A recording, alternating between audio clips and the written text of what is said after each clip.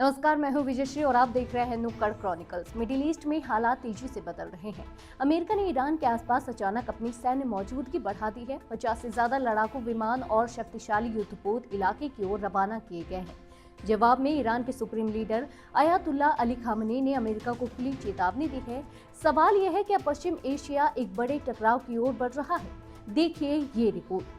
पश्चिम Asia में तनाव अपने चरम की ओर बढ़ता दिखाई दे रहा है। एक तरफ अमेरिका और ईरान के बीच परमाणु कार्यक्रम को लेकर जिनेवा में कूटनीतिक बातचीत जारी है, तो दूसरी ओर जमीनी हकीकत कुछ और कहानी बयां कर रही है। रिपोर्ट्स के मुताबिक अमेरिका ने पिछले 24 घंटों में 50 से ज्यादा advance fighter jets middle east की ओर तैनात किए हैं। इन विमानों में F-22 Raptor, F-35 lightning second और F-16 जैसे अत्याधुनिक लड़ाकू विमान शामिल बताए जा रहे हैं। फ्लाइट ट्रैकिंग डेटा से भी इनकी गतिविधियों की पुष्टि हुई है।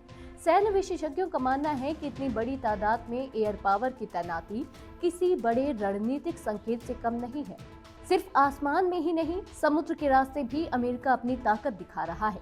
अमेरिकी नौसेना का सबसे आधुनिक aircraft carrier USS Gerald R. Ford Caribbean क्षेत्र से निकलकर मिडिल ईस्ट की ओर बढ़ रहा है। इसके साथ 3 मिसाइल डिस्ट्रॉयर USS माहन, USS ब्रेनब्रिज और USS विंस्टन चर्चिल भी तैनाती के लिए आगे बढ़ चुके हैं। हालांकि इन जहाजों को क्षेत्र तक पहुंचने में कुछ दिन लग सकते हैं, लेकिन पहले से ही USS अब्राहम लिंकन इस इलाके में मौजूद है। अमेरिका की इस आक्रामक सैन्य तैयारी पर ईरान ने तीखी प्रतिक्रिया दी है। तेहरान में एक सार्वजनिक कार्यक्रम के दौरान ईरान के supreme leader Ayatollah Ali Khamenei ने अमेरिका को सीधी चेतावनी दी।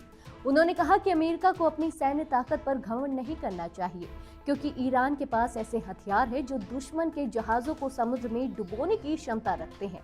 उन्होंने यह भी कहा कि अगर ईरान पर हमला हुआ तो जवाब इतना कड़ा होगा कि हमलावर संभल नहीं पाएगा। तनाव का एक और बड़ा केंद्र है होर्मुज जल डमरूम मध्य। यह वही रणनीतिक समुद्री रास्ता है जहां से दुनिया के करीब 20% तेल की सप्लाई गुजरती है। ईरान ने यहां कुछ समय के लिए समुद्री आवाजाही पर रोक लगाकर लाइव फायर सैन्य अभ्यास शुरू किया। ईरानी मीडिया के अनुसार ड्रिल के दौरान मिसाइल परीक्षण भी किए गए। यह कदम अंतर्राष्ट्रीय बाजारों के लिए चिंता का विषय बन गया है, क्योंकि इस मार्ग में किसी भी व्यवधान का असर सीधे वैश्विक तेल कीमतों पर पड़ सकता है। हालांकि हालात बेहद तनावपूर्ण हैं, लेकिन कूटनीतिक प्रयास भी जारी है। जिनेवा में अमेरिका और ईरान के बीच परमाणु कार्यक्रम को लेकर बातचीत चल रही है। बताया जा रहा है कि ओमान इस संवाद में मध्यस्थ की भूमिका निभा रहा है। अमेरिकी प्रतिनिधि मंडल में वरिष्ठ अधिकारी शामिल हैं, जबकि ईरान की ओर से विदेश मंत्री अब्बास अरागची बातचीत का नेतृत्व कर रहे हैं। ईरानी विदेश मंत्री ने वार्ता को सकारात्मक बताया है और संकेत दिया है कि समझौते की संभावना पूरी तरह खत्म नहीं हुई है। वहीं अमेरिकी उपराष्ट्रपति JD वेंस ने भी कहा है कि कुछ मुद्दों पर प्रगति हुई है, लेकिन कई अहम मतभेद अब भी बने हुए हैं। विशेषज्ञों का मानना है कि यह स्थिति दबाव और संवाद की रणनीति का हिस्सा हो सकती है। जहां एक तरफ सैन्य ताकत का प्रदर्शन किया जा रहा है, वहीं दूसरी ओर बातचीत की मेज पर समाधान तलाशने की कोशिश हो रही है। लेकिन इतिहास गवाह है कि ऐसी परिस्थितियों में छोटी सी चूक भी बड़े टकराव का रूप ले सकती है।